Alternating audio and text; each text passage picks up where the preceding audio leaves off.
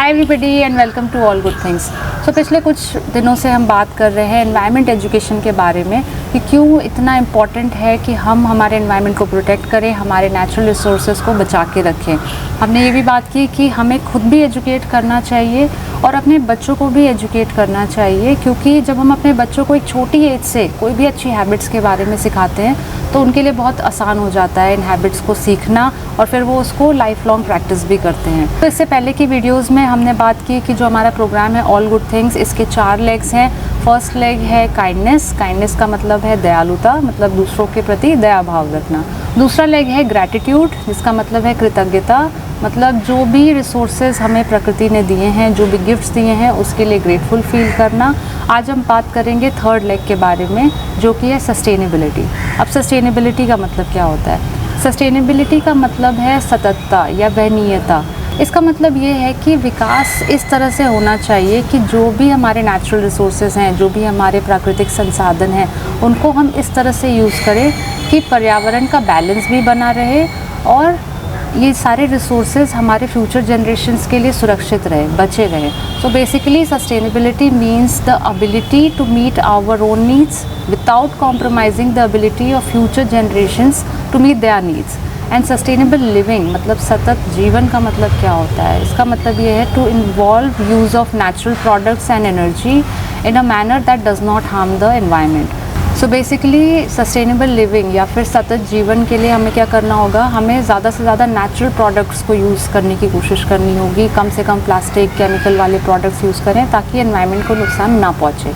अब सस्टेनेबिलिटी को एक एग्जाम्पल के साथ समझते हैं। सो मान लीजिए कि आपकी जो मंथली इनकम है वो है 100 रुपीज़, जिसमें से आपके एक्सपेंसेस करीब होते हैं 70 रुपीज़, बचे 30 रुपीज़। सो ये 30 रुपीज़ आपकी सेविंग हो जाती है, जो आपके फ्यूचर में काम आएगी और आपके बच्चों के भी फ्यूचर में काम आती है। बट लेट्स से आप की एक्सपेंसेस आप बढ़ा देते हैं, आपकी डिमांड्स बढ़ रही हैं और आप 70 से बढ़ा के उसको 100 रुपीज़ कर देते हैं। जब आप 100 रुपीज़ डिमांड करने लगते हैं तो आपकी सारी मंथली इनकम ख़त्म हो जाती है और आप कुछ भी सेव नहीं कर पाते हैं, ना अपने लिए ना अपनी फ्यूचर जनरेशन के लिए। प्रॉब्लम्स तब आनी शुरू होती हैं। ज़्यादा प्रॉब्लम्स कब आनी शुरू होती हैं? जब मान लीजिए कि आपके पेरेंट्स की मंथली इनकम है 100 रुपीज़, जिसमें से आपके एक्सपेंसेस करीब होते हैं 30 रुपीज़। बट लेट्स से कि आप ज़्यादा डिमांड करने लग जाते हैं, आपको ज़्यादा you need more dresses, you need more bags, you demand more shoes. Then फिर क्या होता है कि आपके डिमांड की वजह से आपके एक्सपेंसेस 30 रुपीज़ से बढ़ के 60 रुपीज़ पे चले जाते हैं। जब आपके डिमांड 60 रुपीज़ पे चले जाते हैं तो प्रेशर आना स्टार्ट होता है और ये प्रेशर आता है पेरेंट्स के ऊपर।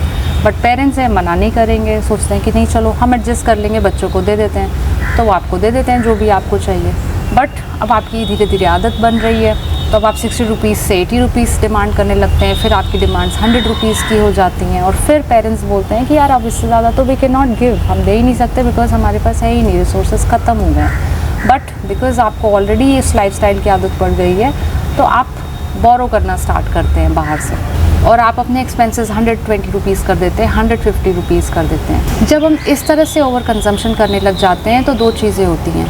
फर्स्ट, इंस्टेबिलिटी आती है, क्योंकि रिसोर्सेज तो लिमिटेड हैं, हमारे पास ज़्यादा हैं बट किसी और के पास कम हो रहे हैं। सेकंड, रिसोर्सेज तो लिमिटेड ही हैं, फिर चाहे हमारे पास से ख़त्म हो या किसी और के पास से ख़त्म हो। फॉर एग्जांपल इलेक्ट्रिसिटी, एनर्जी, हम अपने घर पे सोचें कि नहीं हम बचा लें क्योंकि हमारे घर का एक्सपेंस कम आएगा, लेकिन ऑफिस में जाके ओवर कंज्यूम करें क्योंकि हमारा तो खर्चा नहीं है, ये तो इलेक्ट्रिसिटी तो कंपनी की है। नहीं, इलेक्ट्रिसिटी एनर्जी कंपनी की नहीं है, ये प्लैनेट की है, हमारी है और ये फाइनाइट है, ये लिमिटेड है, तो हमें इसको प्रोटेक्ट करके चलना है, सेव करके चलना है। So this is all about sustainability and sustainable living, जहाँ पे हमने सीखा कि हमारी लाइफस्टाइल ऐसी होनी चाहिए जहाँ पर हम रिसोर्सेज को जुडिशली यूज़ करें, समझदारी से यूज़ करें, इस तरह से यूज़ करें कि वो हमारे भी काम आए और फ्यूचर जनरेशन्स के लिए भी बची रहे। सो आई होप आपको ये कॉन्सेप्ट समझ में आया होगा। सो अब इसके लिए हमें क्या करना होगा? हमें करना होगा सेव हमारे रिसोर्सेज को।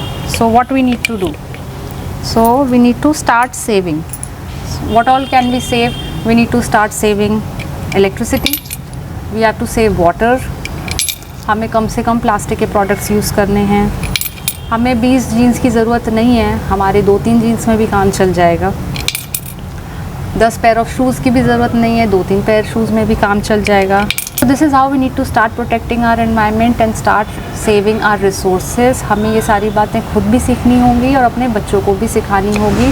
So I hope you guys will start doing that. हमारे next video में we are going to talk about the R's of sustainability. So stay tuned with us and don't forget, keep loving the environment.